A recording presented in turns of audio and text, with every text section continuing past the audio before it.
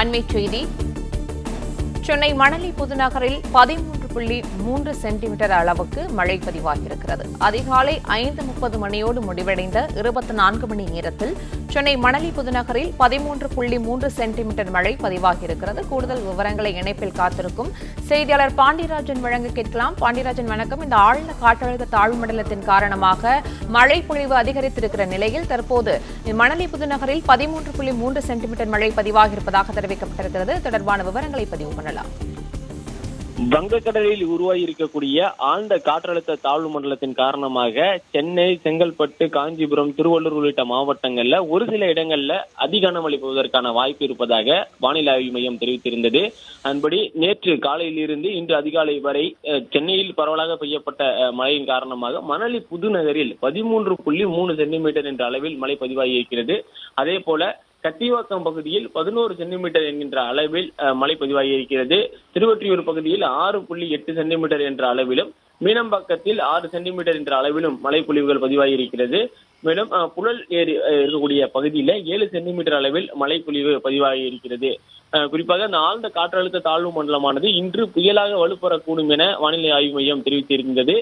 மேலும் மழை பொழிவினுடைய அதிகமாக இருக்கும், மழையில் தெரிகின்ற மேகங்கள் சூழ்ந்த பகுதியாக காணப்படும் என்கின்ற அந்த அறிவுறுத்தல் வழங்கப்பட்டிருந்தது. நகரினுடைய ஒரு சில பகுதிகளில் கனமழை பெய்வதற்கான வாய்ப்பு இருப்பதாகவும் வானிலை ஆய்வு மையம் அந்த மஞ்சள் நிற எச்சரிக்கையை வழங்கியிருந்தது.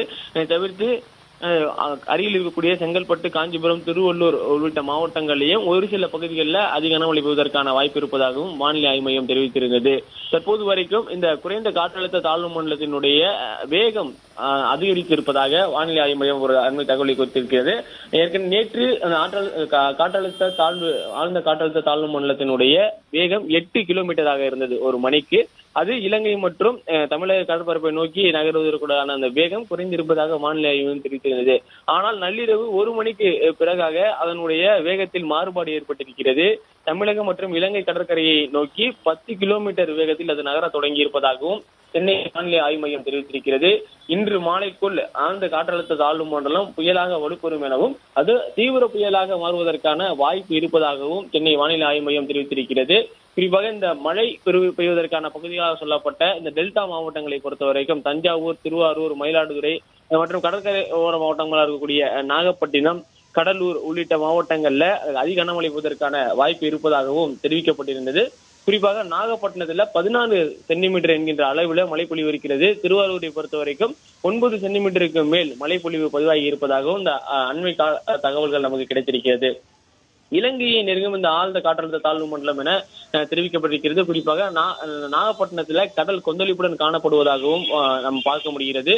இன்று இந்த பெங்கால் புயல் உருவாவதற்கான வாய்ப்புகள் அதிகம் இருப்பதாகவும் வானிலை ஆய்வு மையம் தெரிவித்திருக்கிறது.